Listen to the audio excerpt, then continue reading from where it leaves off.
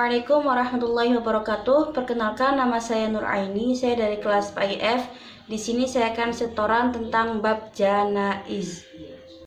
Yang pertama yaitu tata cara memandikan jenazah. Yang pertama ada niat. Niat memandikan jenazah laki-laki yaitu Bismillahirrahmanirrahim. Nawatul husla adaan hadal mayyiti lillahi ta'ala. Nah, untuk niat memandikan jenazah perempuan yaitu Bismillahirrahmanirrahim. Nawaitul husla adaan hadhil mayyiti lillahi ta'ala.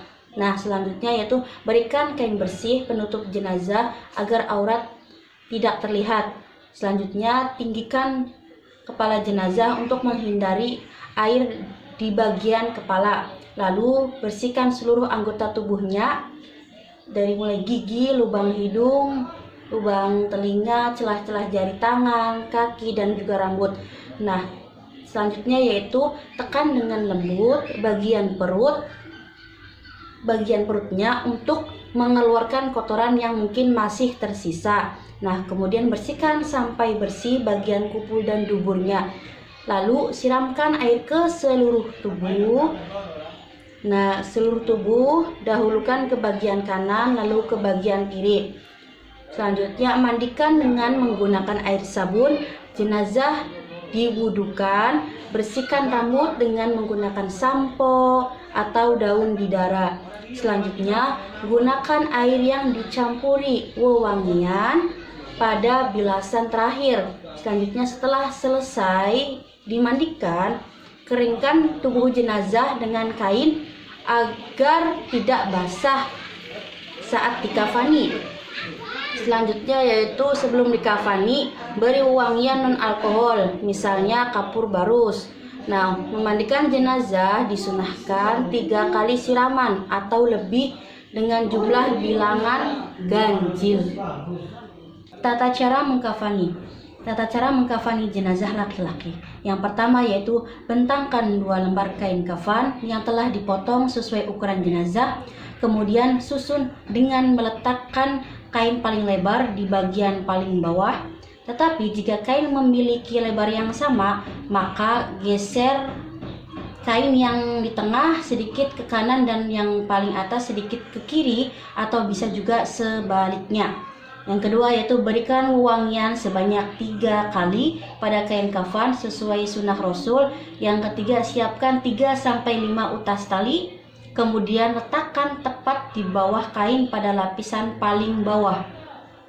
Selanjutnya yaitu persiapkan kapas yang sudah diberi wewangian untuk diletakkan di bagian anggota tertentu, antara lain yang pertama bagian manfad, lubang terus, antara lain yaitu kedua mata, hidung, kedua telinga, dan kemaluan. Selanjutnya bagian anggota sujud, antara lain dahi, kedua telapak tangan, kedua lutut, dan jari-jari kedua kaki. Selanjutnya anggota yang tersembunyi dan persendian, antara lain ketiak, belakang kedua lutut, dan belakang kedua telinga. Selanjutnya yang terakhir, setelah kain kafan siap seperti anjuran sebelumnya, maka angkat jenazah secara hati-hati, lalu baringkan di atas kain kafan, tutup bagian anggota tertentu, lalu selimutkan kain kafan selembar demi selembar, dimulai dari kain yang paling atas hingga yang paling bawah. Lalu ikat dengan tali-tali yang telah disiapkan di bawahnya. Selanjutnya yaitu tata cara mengkafani jenazah perempuan. Yang pertama yaitu bentangkan 2 lembar kain kafan yang telah dipotong sesuai ukuran tubuh jenazah. Lalu letakkan kain sarung tepat pada badan antara pusar dan kedua lututnya. Yang kedua yaitu persiapkan baju kurung dan kerudung. Yang ketiga, sediakan 3-5 utas tali dan letakkan di paling bawah kain kafan. Yang keempat, sediakan kapas yang telah diberikan wewangian yang nanti diletakkan pada anggota bagian tertentu. Yang kelima yaitu angkat dan letakkan jenazah di atas kain kafan secara hati-hati. Yang keenam, berikan kain kapas yang sudah diberi wewangian ke tempat anggota tubuh manfat atau lubang terus seperti pada jenazah laki-laki. Selanjutnya yang ketujuh yaitu letak Letakkan sarung pada tubuh jenazah antara pusar dan kedua lutut. Pasangkan baju kurung sekaligus kerudung atau penutup kepala. Bagi yang berambut panjang bisa diklepang menjadi 2-3 dan diletakkan di atas baju kurung tadi, tepatnya di bagian dada. Letakkan kedua kain kafan selembar demi selembar, mulai dari yang atas sampai paling bawah, lalu ikat dengan beberapa utas tali yang telah disediakan. Praktek sholat jenazah perempuan.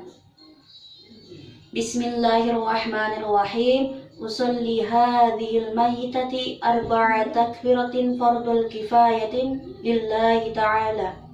Allahu akbar.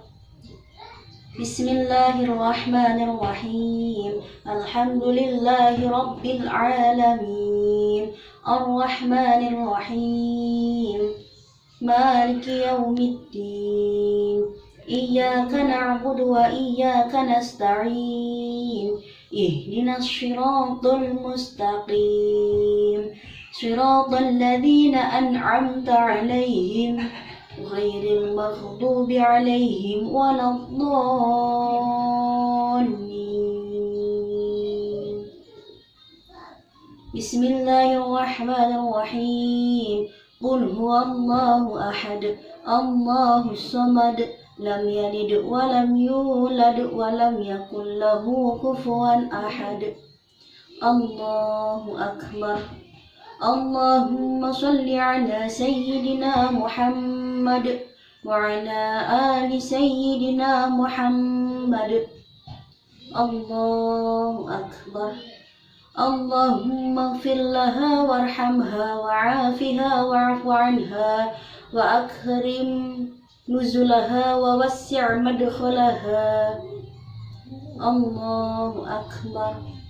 Allahumma la tahrimna ajraha wa la taftinna ba'daha waghfir lana wa laha wa li ikhwanina alladhina sabaquna bil iman wa la taj'al fi qulubina ghillan lil ladzina amanu rabbana innaka ra'ufur rahim.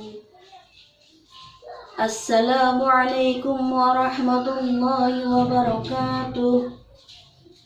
Assalamualaikum warahmatullahi wabarakatuh.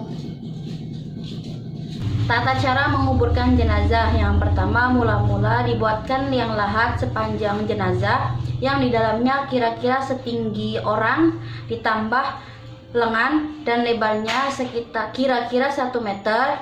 Di dasar lubang dibuat miring lebih dalam ke arah kiblat. Maksudnya agar jenazah tidak mudah dibongkar oleh binatang buas setelah jenazahnya membusuk. Yang kedua yaitu setelah sampai di tempat pemakaman, jenazah dimasukkan ke liang lahat dengan posisi miring ke kanan dan menghadap kiblat. Ketika kita meletakkan jenazah, hendaknya membaca doa dengan menyebut nama Allah dan sholawat. Yang ketiga yaitu tali-tali kafan dilepaskan, pipi kanan dan ujung kaki ditempelkan ke tanah.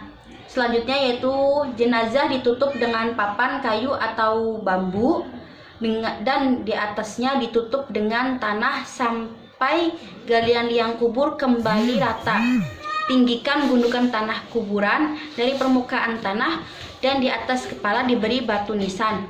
Yang kelima, tanah kubur jenazah disiram air mawar dan air biasa. Yang keenam, mendoakan dan memohonkan ampun jenazah. Yang ketujuh, sebelum meninggalkan kuburan disunahkan mengambil tanah galian untuk dilontarkan di atas kubur sebanyak 3 kali. Cukup sekian pemaparan dari saya, kurang dan sekurangnya mohon dimaafkan. Wassalamualaikum warahmatullahi wabarakatuh.